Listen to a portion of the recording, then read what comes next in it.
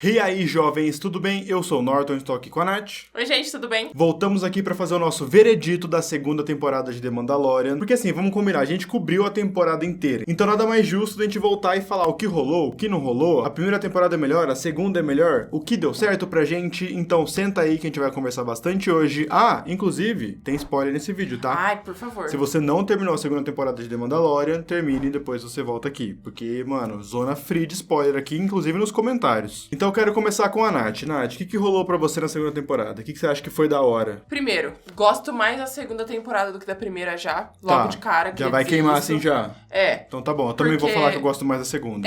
Vou deixar esse spoiler aí pra galera, que eu gosto mais da segunda do que da primeira. Tá. Por N motivos, né? Mas um deles também é que o Baby Yoda... Grogu. Não apareceu tanto, o Grogu, desculpa, gente. O Grogu não apareceu tanto quanto ele aparecia na primeira. Porque eu acredito, na minha opinião, que o Grogu era mais um apelo fofo da primeira temporada, que não é na segunda, e eu gosto disso. Eu concordo, porque esse era um dos medos pós-primeira temporada, né? Ele ganhou muito destaque. Eu acho que nem a Disney tava esperando esse grande destaque do Grogu, né? Ele tomou a frente de tudo. Ele tá ligado ao nome Star Wars agora, não no mesmo nível, mas ele faz tanto barulho quanto um personagem clássico, por exemplo. Sim. As pessoas conhecem o Baby Yoda, né? Eles chamam de Baby Yoda, o Grogu. As pessoas conhecem a imagem dele. Um dos medos, inclusive eu partilho desse medo, era que ele tomasse muita frente da temporada. Isso é uma coisa que não aconteceu. Ele tava lá, ele tava presente, mas ele foi usado sabiamente como um alívio cômico. Tudo bem que muitas vezes ele faz a trama andar, porque ele é a carga, motivo, né? Ele é o motivo da trama andar. Como, por exemplo, eu lembro do primeiro episódio da segunda temporada, que ele fez uma participação minúscula, que ele ficou dentro de um pote. Aí depois, no episódio lá do Grief Karga, ele fica na escolinha. Sim, sim. Depois ele tá comendo macarrão, depois ele dá uma vomitadinha. Lá em Titan, por exemplo, que ele é um personagem bem importante pra trama andar ali em Titan, ele fica lá em cima da pedra. É esse tipo de coisa que eu acho que deu muito certo, sabe? Segurar o Baby Yoda, a gente sabe onde ele tá, segurar o Grogu, desculpa, a gente sabe onde ele tá, e ao mesmo tempo ele não tomou a frente, então a gente tá falando muito sobre Mandalorianos, armaduras, batalhas, então de fato funcionou deixar o Grogu separado muitas vezes assim, sabe? Em cenas de ação, por exemplo, não precisa ele estar no meio da ação, e de fato ele não estava, eu acho que funcionou legal. Acho que inclusive o da escolinha funcionou muito bem, e o de Titan também funcionou muito bem, o fato do Grogu ficar na pedra, sabe? Você sabe que ele tá lá, sabe que ele tá correndo perigo, Que mas... ele é importante pro que plot. ele é importante, mas ele tá lá, sabe? E outra coisa que eu também gosto muito dessa segunda temporada, eu acho que os episódios funcionam muito bem. Não que na primeira não tenham funcionado, entenda bem. É que, por exemplo, um episódio que eu realmente não ligo muito pra ele ali, entendeu? O episódio de Tatooine da primeira temporada. Tá, Dr. Calican lá, né? Eu não gosto muito desse episódio, mas não teve um episódio dessa segunda temporada que eu olho e fale, esse episódio pra mim tanto faz, sabe? Porque eu achei a linha de ritmo desses episódios da segunda temporada constante. Isso que eu digo de não parar é que eu acho que não teve nada que não cruzou, nada que não fez sentido em cada episódio. Por exemplo, episódios da primeira temporada às vezes terminavam sem um fim. Nessa segunda temporada eu já não senti isso. Entendeu? Eles melhoraram as barrigas, né? Eles melhoraram aquelas curvas que não entram tanto na história. Tem ainda na segunda temporada, só que é bem pequeno. Na verdade, nenhuma das temporadas teve filler, mas na segunda temporada tem uma impressão de que todo episódio agrega muito mais pra história do que na primeira. E isso é uma ótima solução, porque a grande sacada de ser uma série é isso. Você pega o que dá certo e continua fazendo e vai testando novas coisas. É diferente do cinema, que você lançou um filme, ele tá lá. Só que na série você pode lançar a primeira temporada, beleza, pronto, acabou. Mas você pode reformular isso em menos de um ano, com uma segunda temporada, com uma terceira, você pode ir melhorando o ritmo da série, e de fato isso aconteceu. A segunda temporada tem um ritmo muito bom. Eu também acho. Eu acho que, assim, a gente, além de conhecer muitos personagens novos, Sim, que eu concordo. gosto pra caramba, você consegue cada vez mais entender um pouco da história do Jim, porque, assim, não que na primeira temporada você não tenha entendido, não saiba muito, mas é que eu acho que a primeira temporada segurou muito o que era pra acontecer, sabe? É verdade. A segunda também segurou bastante. Segurou. Mas eu acho que a segunda revelou Entendi. um pouco mais do que a primeira, entendeu? Entendi. Concordo. Até porque a gente tá falando de segunda temporada. Não é mais uma introdução. A primeira temporada você pode lidar com uma introdução. Então eles soltaram um pouco mais. Então a gente já sabe a origem do Grogu, de onde que ele veio. A gente sabe um pouco mais sobre os Filhos do Olho. Agora eles têm um nome, né? Filhos do Olho. Toda a doutrina do This is the Way. Essas coisas de fato tiveram respostas. Só que sobraram outras muitas coisas. É aí que entra o fanservice. Isso é uma estratégia que eu achei interessante. Eu não gosto muito da estratégia, mas de fato interessante funciona. A segunda temporada, ela tem muito mais fanservice do que a primeira. Também acho. Muito mais fanservice. Justamente pra você não precisar explicar muita coisa. Porque quando você vê, por exemplo, Boba Fett voltando, você não liga pra mochila no chão. Você não liga pra Razor Crest aberta. Porque você acabou de ver o Boba Fett numa sequência de luta de 20 minutos. Tudo bem que anda com a história. Isso é uma coisa legal pra falar também, que o fanservice, ele anda com a história de fato. É um baita fanservice. Tem muita coisa ali que os caras botam, ó, vamos dar uma zoada nos caras, vamos dar uma ludibriada no público, mas a trama pelo menos anda. Só que ela anda pouco por causa do fanservice. Sim. É uma estratégia boa, funciona, sabe? Também acho. Você coloca um Boba Fett lá e você trava a história um pouco. Ah, vou citar um exemplo. Lá na primeira temporada, uma coisa que quase ninguém lembra é que o Grogu curou o Griff Karga. E ficou por isso. Ficou por isso.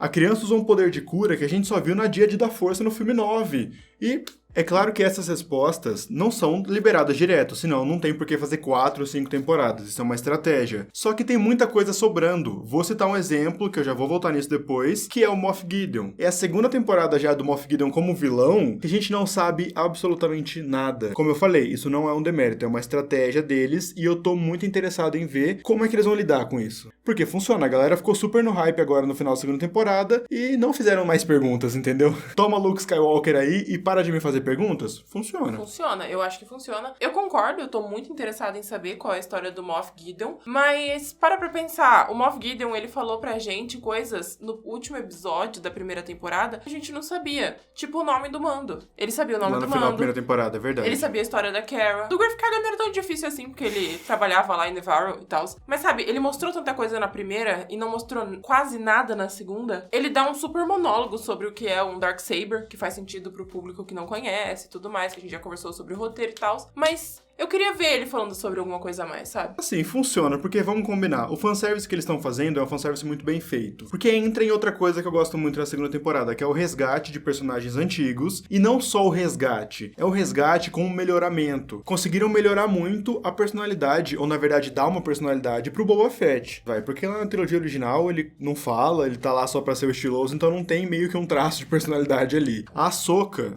cara, a Ahsoka a gente conhece ela de Clone Wars, de Rebels, os caras trouxeram ela pro live action, funcionou total. Rosário Dawson é a Ahsoka agora e conseguiram traçar uma personalidade dela diferente da de Rebels, por exemplo. Ela tá bem parecida com Rebels, mas ela tá muito mais plena do que em Rebels. Rebels ela tá lutando, correndo, tal, não sei o que lá, não sei o que lá. Não que ela não esteja na série, mas é uma coisa muito mais, como o próprio Dave Filoni escreveu e dirigiu, uma coisa muito mais samurai. Ela parece mais uma samurai do que algo que a gente conhece lá em Rebels, sabe? E eu creio que esse negócio de resgatar personagens é muito bom, porque o Jon Favreau e o Dave Filoni fizeram um belíssimo trabalho com o Cobb Vanth. Eu não conhecia o Cobb Vanth. É verdade, bom, bem lembrado. O Cobb Vanth, ele era dos livros. Pra quem lê os livros como o Norton, né? O Norton lê todos os livros de Star Wars. Então isso foi muito legal pra ele. Mas também foi muito legal pra mim, porque eu não o conhecia. Então eu o conheci em The Mandalorian e eu achei muito legal o Cobb Vanth, a personalidade dele, o Timothy Olyphant como Cobb Vanth, entendeu?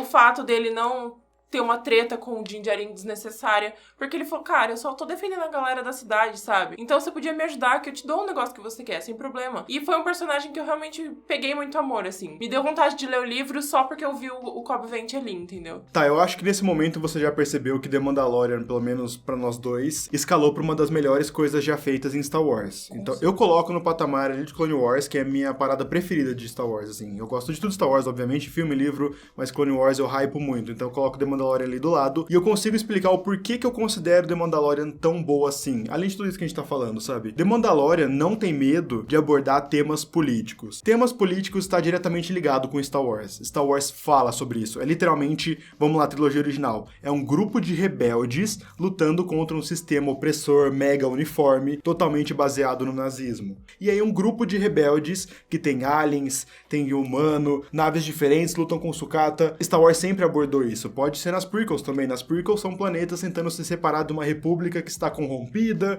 Star Wars sempre abordou política. The Mandalorian fala muito sobre isso. Os episódios, segunda temporada principalmente, a primeira esbarra um pouquinho, mas a segunda temporada, o episódio do Mayfield, do Rick Famuyiwa, o último episódio, eles não têm medo de voltar pras raízes de Star Wars. O que o Norton falou faz muito sentido na minha cabeça, porque as sequels fala sobre a Primeira Ordem e a Resistência. Como que a Nova República deixou esse governo dar esse golpe que explodiu literalmente um sistema inteiro. Você para pra pensar que depois da segunda, não da primeira, da segunda explosão da Estrela da Morte, não vai acontecer mais nada. Que, e a paz reinou, de né? fato a paz reinou, né? Como eles comemoraram lá em Retorno de Jedi. Como que a República que tava cuidando de tudo, peronomútil, Exato. deixou que acontecesse praticamente a mesma coisa no futuro, sabe? Eu acho que a gente vive isso atualmente. E sabe uma coisa que eu fiquei pensando agora, que eu gosto mais do episódio do Mayfield ainda, quando você começa a falar mais sobre ele, que é o 7º episódio? É o sexto? Sexto episódio. Sétimo? Que é o 7º episódio da segunda temporada. Ele começa com um episódio assim, que parece que vai flertar com uma coisa mais isenta. Então o Mayfield abre o episódio falando, Nova República, Império, pra gente cidadão médio, é tudo a mesma coisa. Só que o episódio termina com o Mayfield dando tiro na cara do Imperial, mostrando que não é a mesma coisa, entendeu? Não é toda essa parada de, não importa pra gente. Importa sim, o episódio termina falando que importa sim, entendeu? E isso é escancarado, não tem abertura pra você ficar, mas espera lá, mas espera lá. Cara, Aliança Rebelde contra o governo autoritário que é o Império. No beabá, didático, isso está sendo colocado também em The Mandalorian, que era o que o George Lucas tinha feito já. Sensacional. Realmente, o George Lucas fez isso com 2 vezes, inclusive. Maravilhoso. Porque, cara, para pra pensar. Lá nos anos 70 e 80, que foi quando lançou a primeira trilogia, ele tinha acabado de passar, né? Passou por guerras e tudo mais. Era algo mais recente do que é atualmente. Porque, cara, o Império literalmente destruiu Alderaan. Pra demonstrar. Era uma demonstração. Pra assustar a Leia. Entende? A Aliança Rebelde é literalmente a galera que tá lutando contra esse nazista, governo. Né?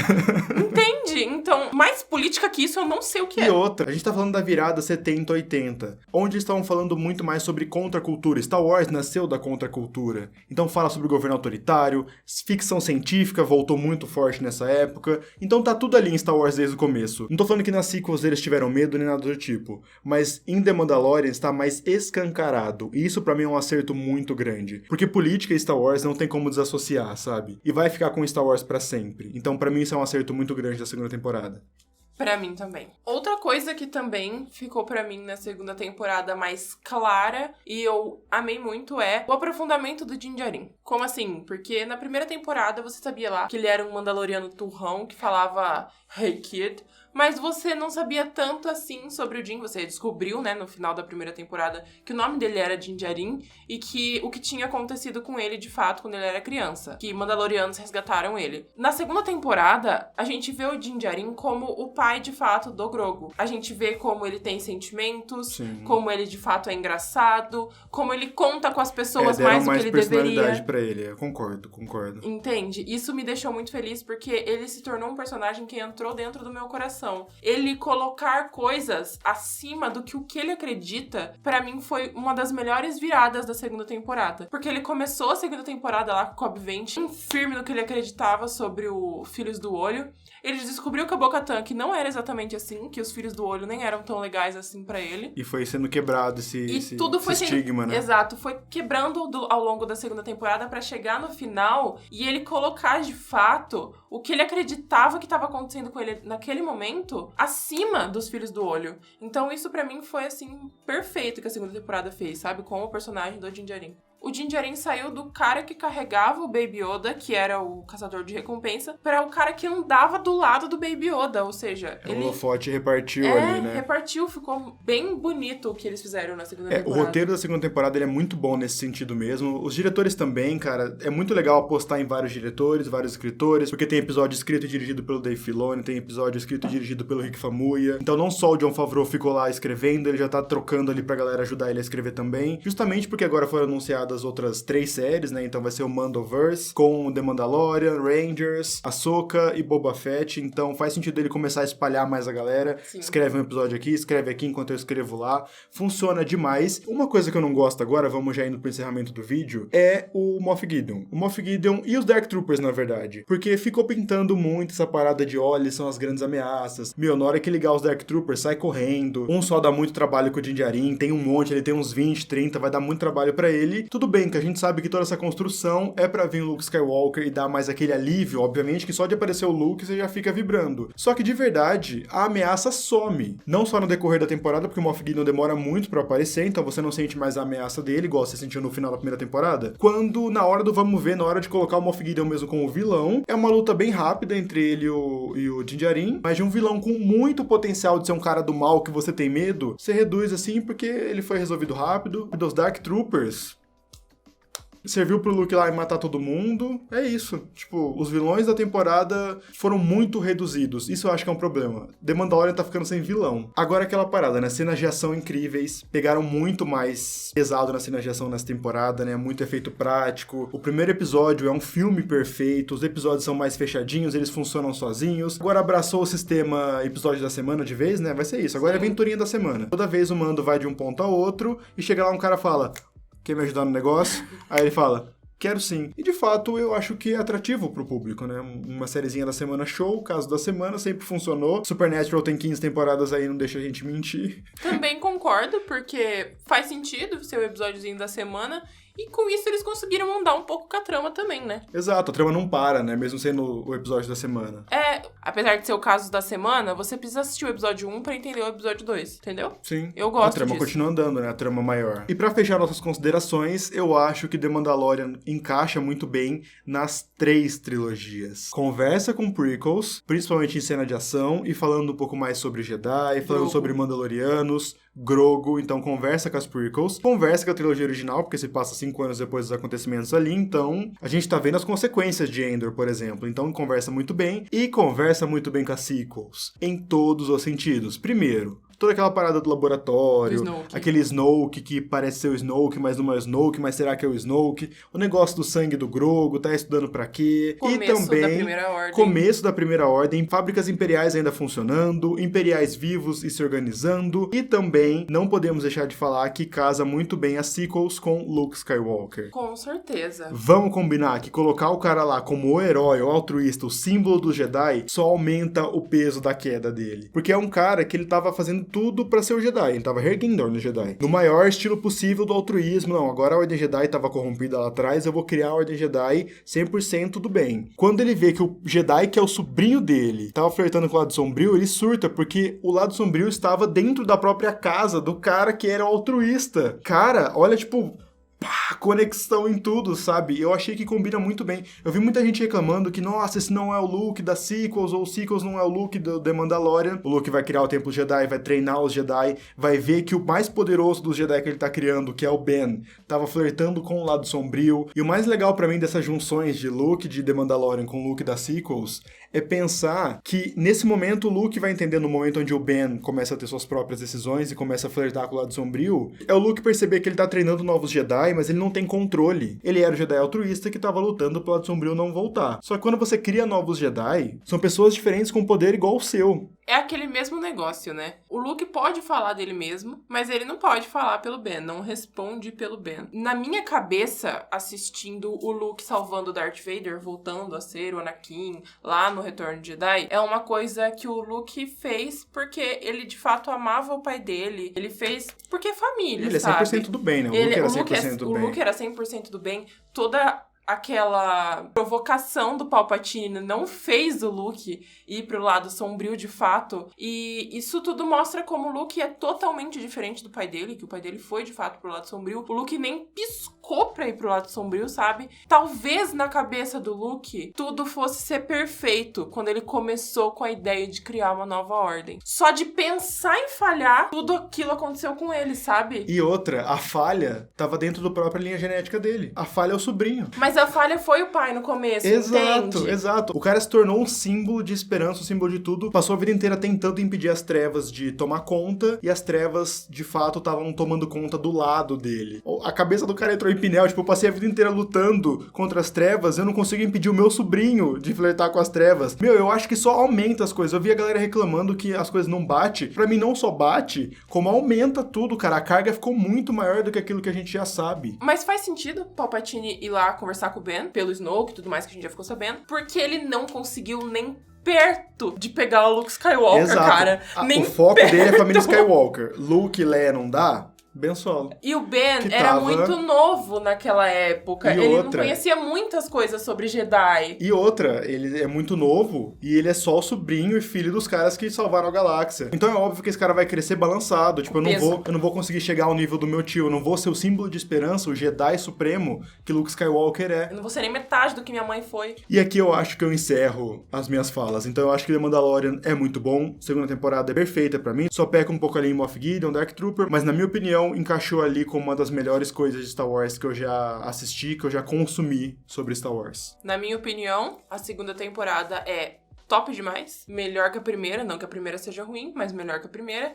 E também entra no meu, sei lá, top 5 coisas de Star Wars que eu mais amo. Bom, gente, é isso. Espero que vocês tenham gostado do vídeo. Se você curtiu, então deixa um like aqui embaixo, muito importante. Se inscreve no canal pra você não perder mais nenhum vídeo. Dá uma olhada no canal da Nath, que eu vou deixar aqui na descrição. Porque a gente fala bastante sobre coisas descontraídas. Normalmente eu tô zoando a cara do Norton, mas vocês vão gostar bastante de ver isso. Vai lá dar uma olhada, eu acho que você vai se divertir. Dá pra dar boas risadas. Se você quiser seguir a gente nas redes sociais, eu vou deixar aqui na tela. Me segue no Twitter e no Instagram. Eu vou deixar o Twitter e o Instagram da Natasha aqui também. Não esquece de comentar aí embaixo. Ei, gostou da segunda temporada? Não gostou? Gostou de Luke no final? Não gostou? Acha que não tem nada a ver com sequels, com prequels? Sei lá. Comenta aí embaixo então sua opinião sobre isso tudo. Sem grosseria, porque eu estou de olho. Ó. Sem xingamentos. Sem e teorizem. xingamentos, Teorizem ó, bastante. ó. É isso, gente. Muito obrigado por ter nos ouvido até agora. Eu agradeço. Norton agradece. Valeu, galera. Até a próxima e falou! Tchau.